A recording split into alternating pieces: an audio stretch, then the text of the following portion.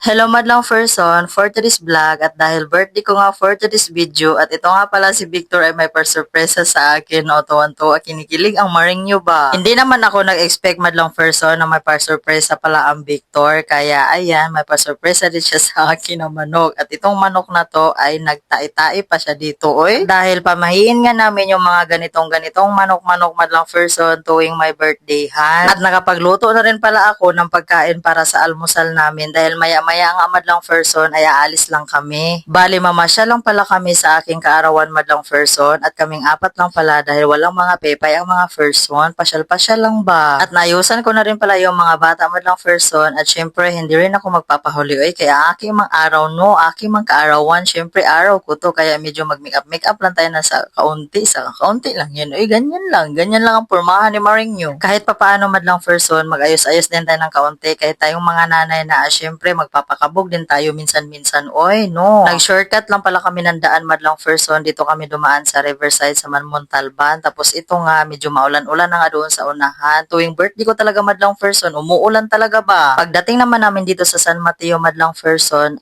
hindi man umulan dito. Oy, sobrang init ba? Napakatirik ng araw. Tapos shortcut lang din kami dyan ba? Tapos dumaan kami dito kung saan naka-duty si Victor madlang person. Dito siya naka-duty sa May Marikina ba? Tapos andyan, shortcut na naman kami dyan. Kaya marami mang alam to si Victor sa shortcut. Kaya matagal na nga siya dyan sa Marikina naka-duty, no? Sa araw na yan, madlang person, wala talaga kaming destinasyon na pupuntahan. Nagdadalawang isip nga kami nga alis. Kaya tulad ng nung sa balita ba na may in-cap, no contact apprehension yung mga ganyan sa kalsada. Kaya sabi ko kay Victor, wag na tayo dumaan doon sa may Commonwealth kasi grabe talaga doon, madlang person ba. Kaya sabi ko sa kanya, ang pinaka-destination natin for today's video, pupunta na lang talaga tayo sa Riverbanks ba. At dahil hindi pa nga kami nakapasyal doon sa Riverbanks madlang person, syempre for the go na lang ang mga person. Oy, at andito na rin pala kami madlang person sa Riverbanks. At sa tagal na nga naka-duty ni Victor sa Marikina madlang person at medyo malapit lang naman din sana yung Riverbanks, ngayon lang pala kami makakapunta dito madlang person ba. At syempre dahil mayroon ng car si Victor for today's video madlang person, kahit saan na kami pwedeng makakapunta o diva, panggas na lang talaga ang kulang ba. Kahit may car na si Victor ngayon madlang person, bihira lang din naman kayo makakalabas-labas madlang person oy kapag meron lang talagang extra money ba. Pasok na nga kami dito sa Jollibee madlang person kay syempre birthday ko mano tapos meron kami dalawang bata bang nakasama. Puro na lang kasi to Jollibee, McDo, Jollibee. Kaya ayan, no choice kami ni Victor kundi dito na lang kami kakain ba. Wala talaga tayong no choice madlang person kapag meron tayong kasamang mga bata ba. At ayan na nga si Victor, kinuha na nga yung order ko na Jollibee. Ayan, so kakain na nga kami dyan madlang person, kain tayo. Tapos itong dalawang Junakis nga namin madlang person, uunahin nilang kainin ang fries na yan, yung french fries na yan, paborito talaga nila yan madlang person. After nga namin kumain doon sa Jollibee madlang person, ayan, pasyal-pasyal lang kami dito ng kaunti, ikot-ikot lang kami, kaya hindi pa nga kami nakapunta dito, no, kaya ayan, pasyal-pasyal lang talaga ang mga person ba. Tapos meron kami nakita nito na ganito yung mga animals na para siyang bike na di ano, basta ito, sasakay nga kami nito, kaya nag-request man ang Jinjin at saka itong si Kuya Jik madlang person,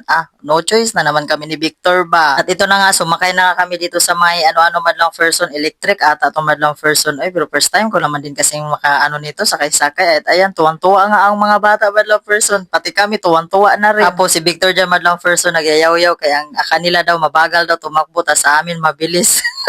Kahit kami nga lang madlang person, sobrang tuwa na kami. Tapos, ayun, thank you Lord God dahil binigyan mo pa ako ng dagdag taon sa aking buhay. Thank you.